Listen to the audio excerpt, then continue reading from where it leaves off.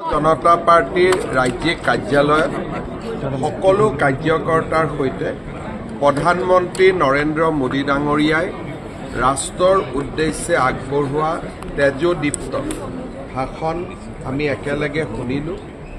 প্ৰধানমন্ত্ৰী ডাঙৰীয়াই স্পষ্টভাৱে ঘোষণা কৰিছে যে কেতিয়াবা যদি পাকিস্তানৰ লগত ভাৰতৰ আলোচনা হয়, সি পাক অধিকৃত কাশ্মীৰৰ ওপৰত আলোচনা হ'ব। কেতিয়াবা যদি ভাৰত আৰু পাকিস্তানৰ আলোচনা হয়, সি সন্ত্ৰাসবাদক নিৰ্মূল কৰাৰ বাবেহে সেই আলোচনা অনুষ্ঠিত হ'ব। প্ৰধানমন্ত্ৰী ডাঙৰীয়াই ইণ্ডাছ ৱাটাৰ ট্ৰিটি, সিন্ধু জল চুক্তিৰ প্ৰসংগ উল্লেখ কৰি তেখেতে স্পষ্টভাৱে কৈছে যে তেজ আৰু পানী একেলগে হ'ব নোৱাৰে। প্ৰধানমন্ত্ৰী ডাঙৰীয়াই স্পষ্টভাৱে কৈছে যে ত আৰু তেৰৰ আলোচনা আৰু সন্ত্ৰাস একেলগে হ'ব নোৱাৰে। প্ৰধানমন্ত্ৰী ডাঙৰীয়াই স্পষ্টভাৱে কৈছে তেৰৰ আৰু ট্ৰেড, সন্ত্ৰাস আৰু ব্যৱসায় একেলগে হ'ব নোৱাৰে। প্ৰধানমন্ত্ৰী ডাঙৰীয়াই আজি স্পষ্টভাৱে কৈছে যে কেনেকৈ আমি এটা এটাকৈ পাকিস্তানত থকা সন্ত্ৰাসবাদীৰ ঘাটিসমূহ ধ্বংস কৰিবলৈ সক্ষম হৈছিলোঁ। আমাৰ সেনাবাহিনীয়ে কি ধৰণে তেওঁলোকৰ অভিযানত 100% সফল হ'বলৈ সক্ষম হৈছিল। প্ৰধানমন্ত্ৰী ডাঙৰীয়াই ভাৰতীয় সেনাক আজি ৰাষ্ট্ৰৰ সন্মুখত চেলুট কৰিছে।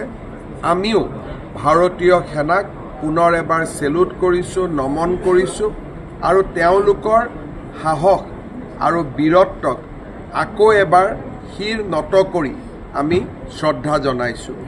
ভাৰতীয় সেনা আমাৰ সীমাৰ জাগ্ৰত প্ৰহৰী, ভাৰতবৰ্ষৰ সাৰ্বভৌমত্ব ৰক্ষাৰ জাগ্ৰত আৰু জীৱন্ত প্ৰহৰী। মই পুনৰ এবাৰ ভাৰতীয় জনতা পাৰ্টিৰ সমূহ কাৰ্যকৰ্তাৰ হৈ আৰু অসমবাসী ৰাইজৰ হৈ সেনাবাহিনীক শ্ৰদ্ধা, অভিনন্দন, বিজয়ৰ বাবে অভিনন্দন, বীৰত্ব আৰু সাহসৰ বাবে শ্ৰদ্ধা জনাইছোঁ। দেশক সংকটৰ মুহূৰ্তত সাহস আৰু বীৰত্বৰে সৈতে নেতৃত্ব দিয়া প্ৰধানমন্ত্ৰী নৰেন্দ্ৰ মোদী ডাঙৰীয়াক কৃতজ্ঞ অসমবাসী ৰাইজৰ হৈ আমি আকৌ এবাৰ শ্ৰদ্ধা জনাইছোঁ। অসমত পঞ্চায়ত নিৰ্বাচনৰ ভোট গণনা এই পৰ্যন্ত চলি আছে। ভাৰতীয় জনতা পাৰ্টি আৰু AGP আমাৰ মিত্ৰগোষ্ঠীয়ে প্ৰায় 300খন আসনৰ আশে পাশে গৈ আমি থিয় দিছোঁ। আজি আমি কাৰ্যালয়ত সমবেত হৈছিলোঁ যে চূড়ান্ত ফলাফল আমি পাম, কিন্তু আমাক জনোৱা মতে নিশা 12 বজাতহে চূড়ান্ত ফলাফলসমূহ আহিব। অহাকালি আমাৰ ৰাজ্যিক সভাপতি আৰু মই আপোনালোকক একেলগে এখন সংবাদমেলো সম্বোধন কৰিম আৰু চূড়ান্ত ফলাফলৰ বাবে আমি অপেক্ষা কৰিম। এতিয়াতো আমি 100 নহয়, আমি 300 পাইছোঁ। গতিকে আমাৰ বৰ্তমান যোৱাবাৰ আমি 220টা পাইছিলোঁ, এইবাৰ আমি 300ৰ ওচৰলৈকে গৈ আছোঁ। আমাৰ চৰকাৰৰ যোৱা 4টা বছৰত জনমুখী যি কাৰ্যকলাপ, বিশেষকৈ অসমৰ মহিলা সমাজে আমাৰ দল আৰু আমাৰ প্ৰাৰ্থীসকলক হিয়া উজাৰি আশীৰ্বাদ দিছে। মই অসমৰ মহিলা সমাজক প্ৰতিশ্ৰুতি দিছোঁ যে যি সংকল্প আমি নিৰ্বাচনী সভাসমূহত আপোনালোকৰ সন্মুখত লৈছিলোঁ, প্ৰতিটো সংকল্প আমি কাৰ্যত ৰূপান্তৰ কৰিম। আমাৰ কৰ্মসূচী আমি সম্পূৰ্ণ 100% ৰূপায়ণ কৰিম। এই বিজয়ৰ 100% কৃতিত্বৰ অধিকাৰী আমাৰ অসমবাসী ৰাইজৰ আশীৰ্বাদ আৰু আমাৰ কাৰ্যকৰ্তাসকলৰ অমোঘ আৰু অত্যন্ত পৰিশ্ৰম। মই আৰু ৰাজ্যিক সভাপতি আমি দুয়োজনে আমাৰ কাৰ্যকৰ্তাসকলক শ্ৰদ্ধা জনাইছোঁ।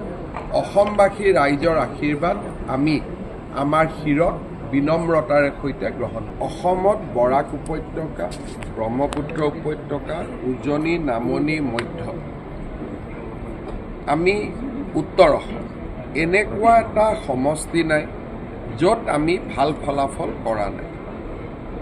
আৰু মই ভাবোঁ যে বিধানসভা নিৰ্বাচনলৈকে আমাৰ সন্মুখত যিমানকেইটা কাম আছে, আমি যদি সুন্দৰভাৱে জানুৱাৰী মাহলৈকে সম্পূৰ্ণ কৰিব পাৰোঁ বিধানসভা নিৰ্বাচনত ইয়াতকৈও আমি ভাল ফলাফল দেখুৱাব পাৰিম আৰু সেইকাৰণে এটাই মই কথা ক'ম 21ৰ বিধানসভাতকৈ 24ৰ লোকসভা ভাল হৈছিলে 24ৰ লোকসভাতকৈ 25ৰ পঞ্চায়ত ভাল হৈছে আৰু 25ৰ পঞ্চায়ততকৈ 26ৰ বিধানসভা আৰু ভাল আগ্ৰাসী শব্দটো ক'লে কোনোবাই কষ্ট পাব গতিকে মই নিগেটিভ শব্দ মই ব্যৱহাৰ নকৰোঁ বিটিচিত আমাৰ দলে প্ৰতিদ্বন্দ্বিতা কৰিব অহা 15 তাৰিখে আমি ইতিমধ্যে সভা আহ্বান কৰিছোঁ যিমান কেইটা সিটত আমাৰ শক্তি আছে 40খন বিটিচিত আমাৰ আসন আছে আমি এইটো কথা স্বীকাৰ কৰিম যে 40খন আসনতে আমাৰ শক্তি নাই যিমান শক্তি আছে শক্তি অনুযায়ী বিজেপি দলে প্ৰতিদ্বন্দ্বিতা কৰিব আৰু য'ত আমি প্ৰতিদ্বন্দ্বিতা নকৰোঁ তাত আমি আমাৰ মিত্ৰ দলক সমৰ্থন